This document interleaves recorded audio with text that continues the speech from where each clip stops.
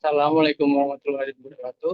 Perkenalkan, nama saya Nana Sutisna, NIM 19020108, kelas FSC 19. Di sini saya akan menjawab tugas remedial Hamzat. Yang pertama, klarifikasi bahan berbahaya berdasarkan USA atau Department of Transportation USA. Kelas 1, eksplosif. Kelas 2, gas. Kelas 3, cairan mudah menyala. Kelas 4, padatan mudah terbakar, bahan yang dapat terbakar secara spontan, dan bahan yang berbahaya dalam keadaan basah.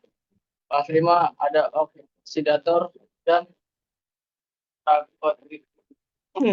Kelas 6, beracun. Kelas 7, radiatif. Kelas 8, korosif. Kelas 9, bahaya, dan lain-lain. Pengendalian bahaya kimia. Pengendalian bahan kimia berbahaya adalah upaya atau kegiatan dilakukan untuk mencegah dan merugikan resiko akibat menggunakan bahan kimia berbahaya di tempat kerja terhadap tenaga kerja, alat-alat, dan lingkungan.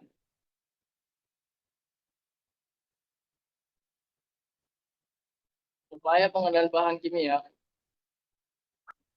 biasanya adalah pada saat awal pengembangan produksi atau proses dalam kurung development tage, ada 4 strategi yang dapat dilakukan dalam biasa, yaitu mini mise, substitut, moderate, dilution.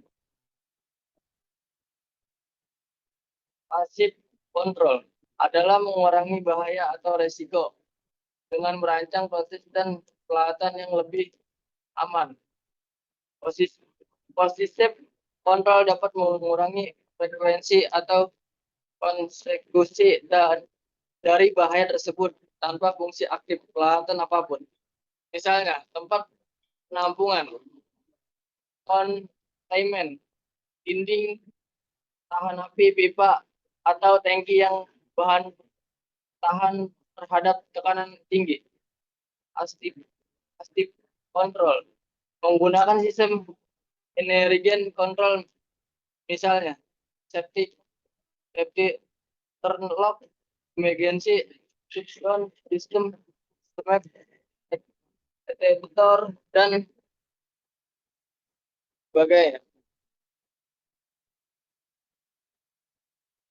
Productoral control yaitu proses pengendalian dengan cara membuat produksi administratif mengurangi bahaya dan resiko dari bahaya kimia. Misalnya, port instruction, safe operating limit, port permit, dan sebagainya.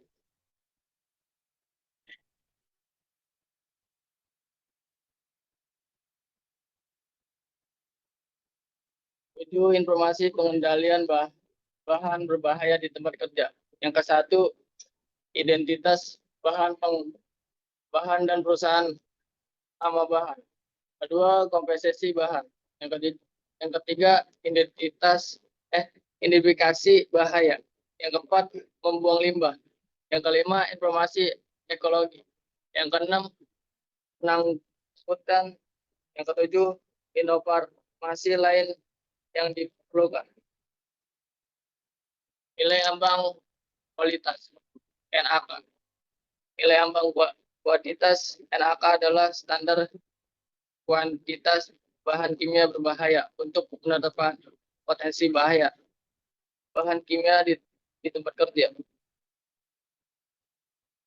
Sebutkan NAK. Bahan kimia. A. Bahan kimia kriteria beracun 10 ton. B. Bahan kimia kriteria sangat beracun 5 ton. C. Bahan kimia kriteria reaktif 50 ton. D. Bahan kimia kriteria mudah meledak 10 ton. E. Bahan kimia kriteria oksidator 10 ton.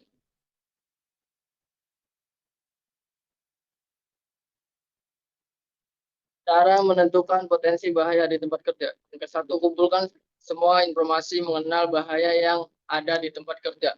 Yang kedua, lakukan inspeksi secara langsung untuk menemukan potensi bahaya yang ada di tempat kerja. Yang ketiga, lakukan identifikasi bahaya terhadap kesehatan kerja. Yang keempat, lakukan investigasi pada setiap insiden yang terjadi. Yang kelima, lakukan identifikasi bahaya yang terkait dengan situasi darurat dan aktivitas non rutin. Potensi bahaya besar dan menengah. Ada potensi bahaya besar adalah suatu instalasi yang menghasilkan proses mengenai, menggunakan, membuang, atau menyimpan secara tetap atau sementara satu atau lebih bahan-bahan kimia berbahaya yang kualitasnya melebihi nilai ambang kuantitas. Ada potensi bahaya menengah adalah kuantitas bahan kimia berbahaya yang digunakan sama atau lebih kecil dari nilai ambang kuantitas NaK. Sekian, terima kasih. Wassalamualaikum warahmatullahi wabarakatuh.